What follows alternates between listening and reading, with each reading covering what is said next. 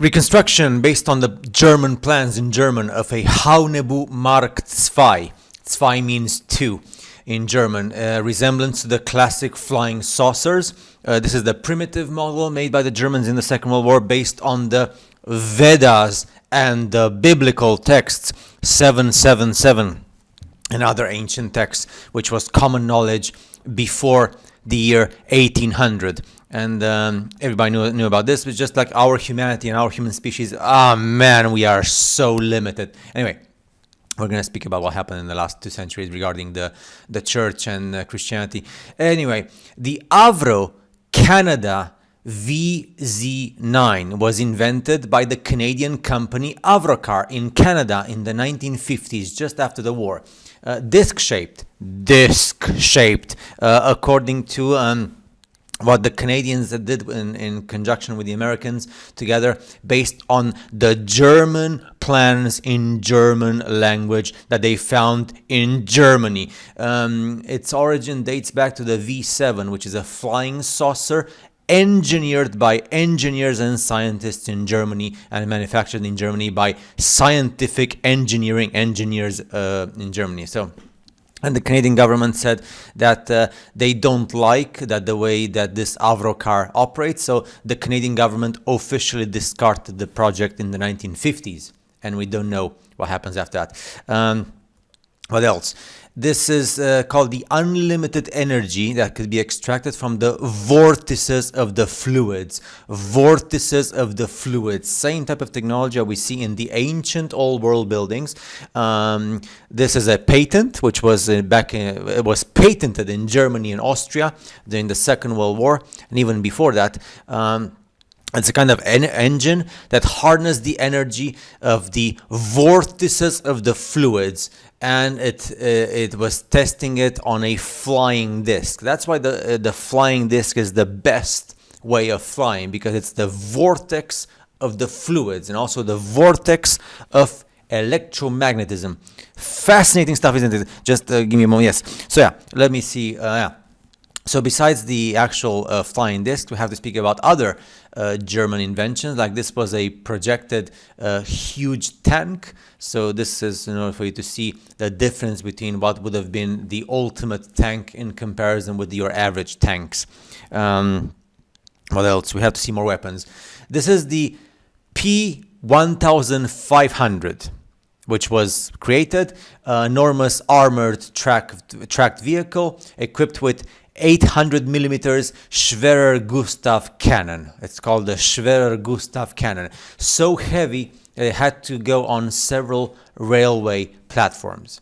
And this is what the Germans had.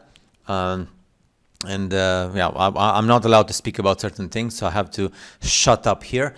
But this is the American Northrop, also known as the B-2 Spirit stealth bomber. Now, before you say, oh yes, indeed, it was invented by the Americans would have not invented this if it wasn't for the German plans of the German papers in German, which, by the way, the Americans had to change the dictionary and add a new dictionary of terms of aircraft because the terms only existed in German language. So that's what they did in the 1950s.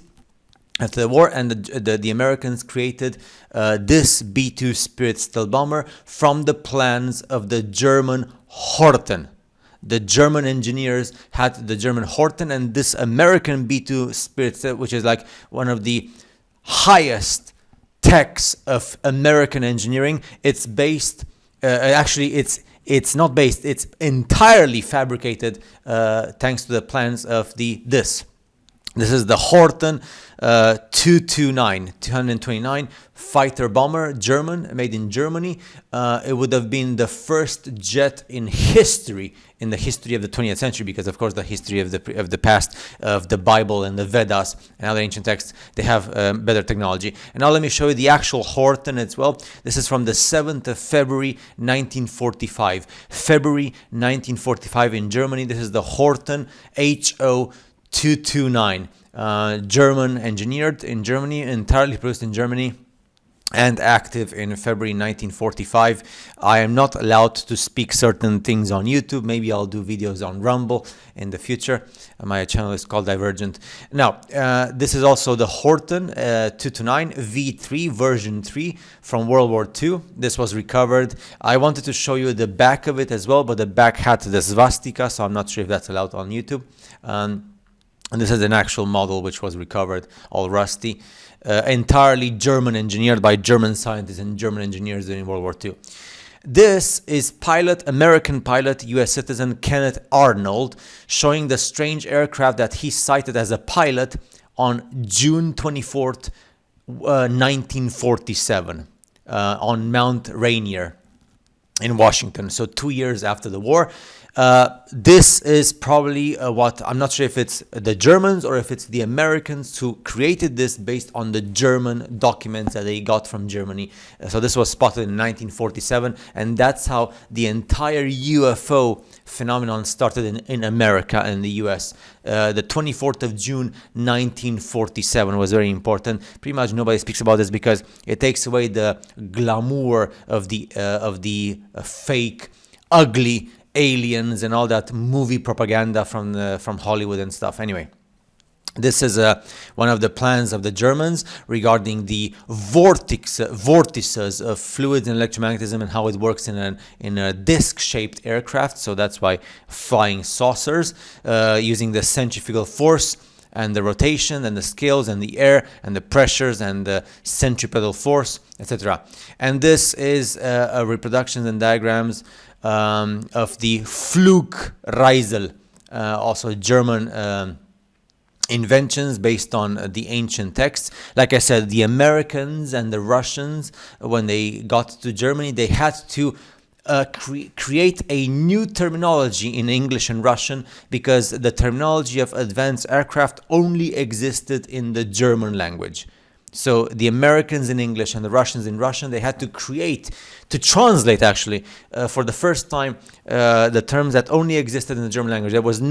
There like thousands of words of terminology for aircraft engineering only existed in the German language in the 1940s and 50s. Now, this is an engineer. I'm not going to say his name. German.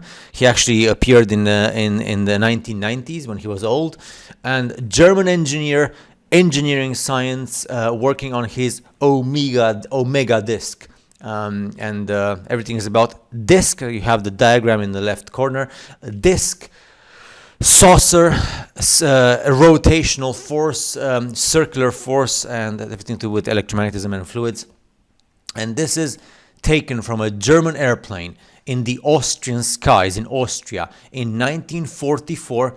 It photographed a globular shaped source of a powerful light, which was afterwards branded by the Allies as the Foo Fighters. So the first time that was seen, at least from a popular perspective, 1944, above the skies of Austria, from a German airplane.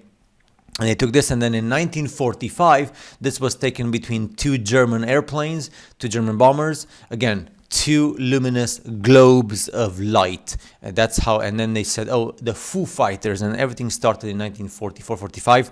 Of course, the German government, even like part of the German military, had no clue about the German engineering projects, which were top secret. And this is the Feuerball, or fireball. As you know, English and German are Germanic languages. You see, English and German are Germanic languages.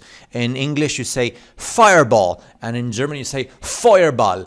Anyway, it's a device capable so it's a German technology capable of interfering with the radio and radar systems and engines of the Allies' aircrafts, and what we would do, it emits intense electromagnetic fields and gases, and that makes the Ally aircraft. And now you can understand a bit more about what happens in the Bermuda Triangle and other like cases and scenarios in the world in the 20th century. And of course, I know all this It's so easy once you read the German books, which only exist in the German language. Only about 1 or 2 of them have been translated by amateurs because nobody wants to translate the German books officially. No government, no university, no corporation, nobody. Anyway, thanks for watching and see you in the next video.